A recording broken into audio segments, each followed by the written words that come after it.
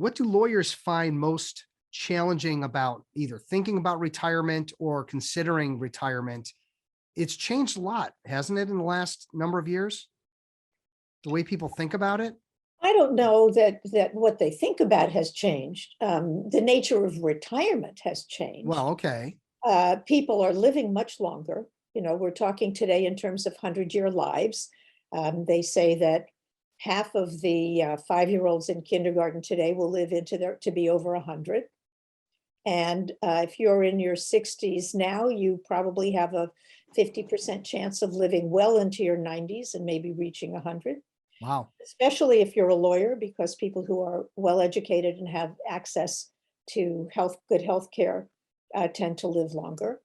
And so given that you're going to live longer, one concern, of course, is how are you going to finance that? But that's a big social problem we have to deal with. But also, what are you going to do all those years? Yeah. Because that's a long time. If you're 60 and you've got another 30 years, that's half your life again. And so Yeah. people are thinking, a lot of people also worry because it makes you face up to mortality. The word retirement suggests all these negative images for many people, right? It means withdrawal, cessation, the end. For other people, and it's also cultural in Spanish, I understand the word is jubilación, which is jubilation. It's Yeah. a sense of freedom. I finally can leave all that behind and move into something new. And so if you start out with a mindset like that, it becomes much easier to start thinking about, God, what am I going to do next? Because there are so many possibilities, as opposed to, oh my God, I have to give this up. What am I going to do with myself? I don't know anybody. I don't know anything. All I know is law. I've built this practice. I built my firm. I can't possibly let it go because nobody can function without me. Nobody can do it as well as I can. And so that makes it really, really hard for people, especially lawyers, because their identity is so tied up in what they are, who they Yeah. are, what they are tends to overlap so much, what they do. And so it makes it very tough to start thinking about that. And Some people I don't. can, For some people, by the way, it's not tough at all. They're in that first camp of yeah, I can't wait to get out there. done. Yeah. But, Where do I sign? Done. but for many, many people, it's hard.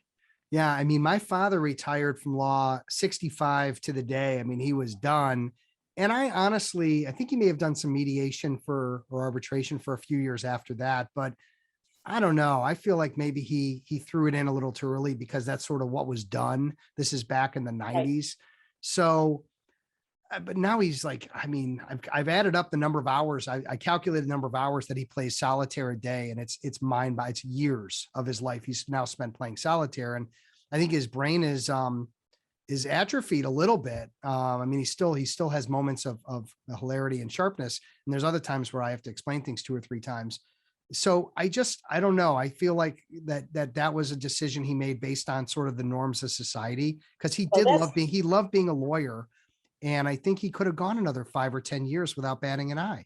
Well, you just raised what actually inspired me to do this work. A group of my clients who didn't know each other, but they were mostly lawyers. One was a businesswoman, asked me similar questions, and I brought them together and talked to them about why they wanted to know, what should we do next in our careers? They were in their mostly 50s, late 50s and 60s. And one of them told me that her father was a serial entrepreneur who had been very successful.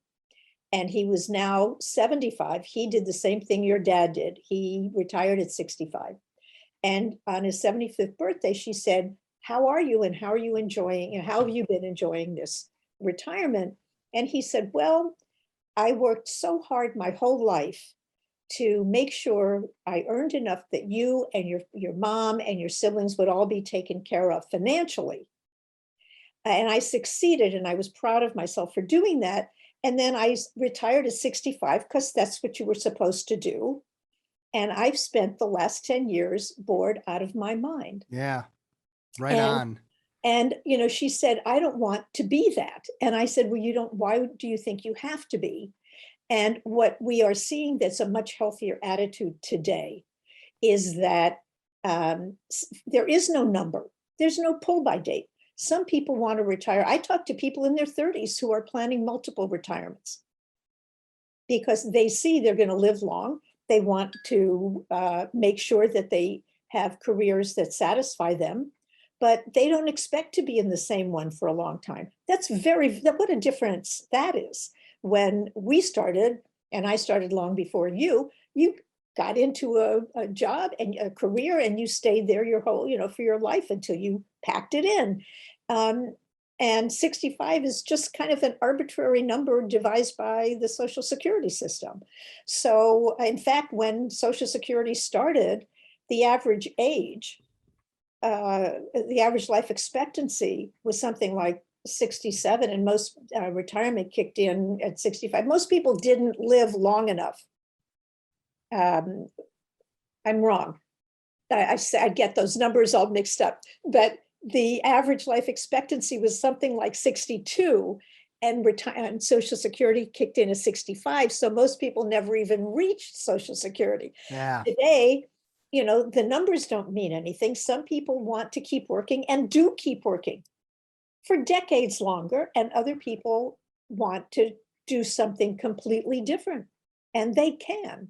Yeah. If they plan for it and don't let it just all happen.